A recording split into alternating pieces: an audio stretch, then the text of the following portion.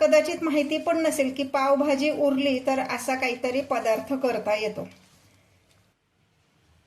पावभाजी उरली की त्याच्यापासून एक छान चमचमीत पदार्थ तयार करता येतो।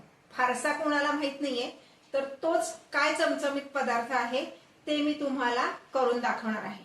नमस्कार, आऊचा खाऊ या यूट्यूब चॅनलवर मी मेधा तुमच्या सगळ्यांचं मनापासून स्वागत करते। आज आपण बघणार आहोत पावभाजी फ्लेवर चमचमीत अशी पुरी। चला तर रेसिपी बघूया। इथे मी उरलेली जी पावभाजी होती ती मिक्सर मधनं काढून घेतली एकदम स्मॅश करण्यासाठी, कारण आपण जे पावभाजीमध्ये भाज्या घालतो, मटार घालतो ते काही काही वेळेस थोडेसे जाड राहिलेले असतात। आपल्याला पुरी करताना ती लाटता यायला पाहिजे म्हणून मी हे सगळं मिक्सर मधनं स्मॅश करून घेतले, पाणी न घालता केलंय। आता ह्यामध्ये मी घालणार आहे कोथिंबीर, बारीक चिरलेली कोथिंबीर, पालक, तुम्हाला काय आवडेल ते तुम्ही घालू शकता। यामध्ये मी घालणार आहे 1 चमचा मीठ। पावभाजीसाठी आपलं मीठ किंवा तिखट घातलेलं असतं, पण जी आपण पीठ यामध्ये घालणार आहोत त्याच्यासाठी लागणारं मीठ आणि तिखट हे मी घालणार आहे। 1 चमचा मीठ, 1 चमचा तिखट, 1 चमचा ओवा असा हातावर घ्यायचा आणि तो असा हातावर चोळून घालायचा, म्हणजे ओव्याचा स्वाद चांगला लागतो। आता हे मी आधी भाजीत व्यवस्थित मिक्स करून घेते।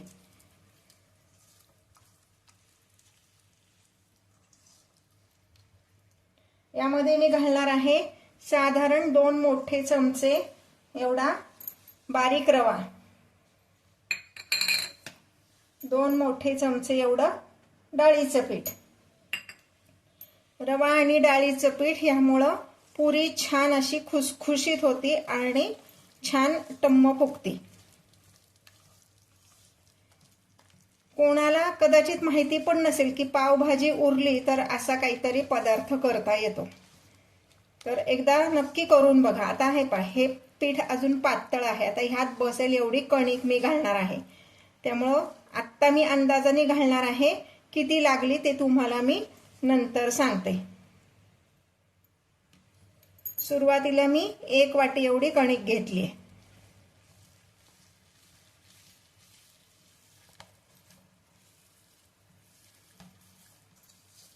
अजूनही हे पातळ आहे, साधारण अंदाज घेत मी यामध्ये कणिक घालणार आहे, पण जनरली 2 वाट्या जर पावभाजी असेल तर 2 वाट्या कणिक त्यामध्ये नक्की बसते। हे इतपत भिजवायचं आहे। आता थोडं जरी सैल वाटत असलं तरी त्यामध्ये आपण जो रवा घातलाय तो रवा फुगला की हे पीठ अजून घट्ट होणार आहे। किंचित तेलाचा हात लावून 10 मिनिट आपण हे बाजूला ठेवणार आहोत आणि तोपर्यंत एका बाजूला तेल तापत ठेवणार आहोत।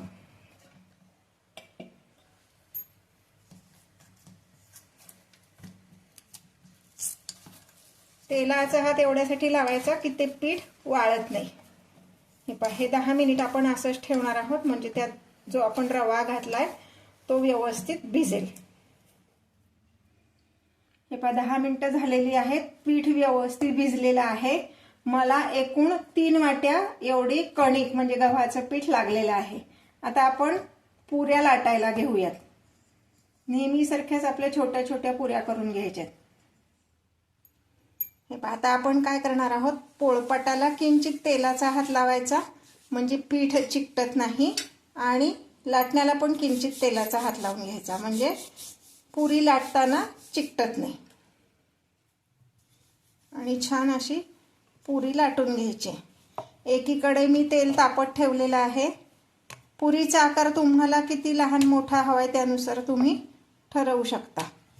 फार पातळ लाटायची नाहीये, किंचित जाडसरच ठेवायची। मी 4 पुऱ्या लाटून घेते, मग तळूया। तेल तापलेलं आहे, यामध्ये मी 1 चिंचेचं बुटूक टाकते। जे लोक जुने सबस्क्रायबर आहेत त्यांना त्याचं कारण माहिती, पण नवीन लोकांसाठी पुन्हा सांगते।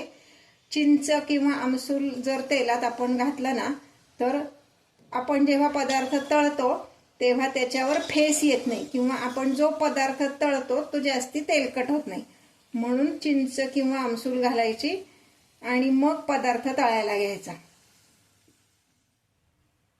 आता यामध्ये पुरी घालूयात. तळायला शक्यतो थोडंच तेल घ्या, नाही तर मग काय होतं, ते तळणीचं तेल संपवणं हा आपला टास्क होतो. तसं व्हायला नको, म्हणून एक एक पुरी तळायला लागली आपल्याला तरी चालेल, काही हरकत नाहीये.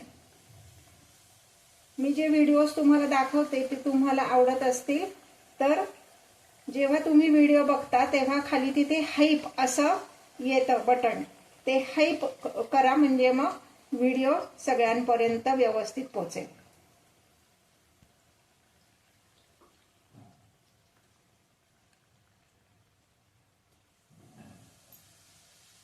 मीडियम फ्लेमवर पुऱ्या तळायच्या.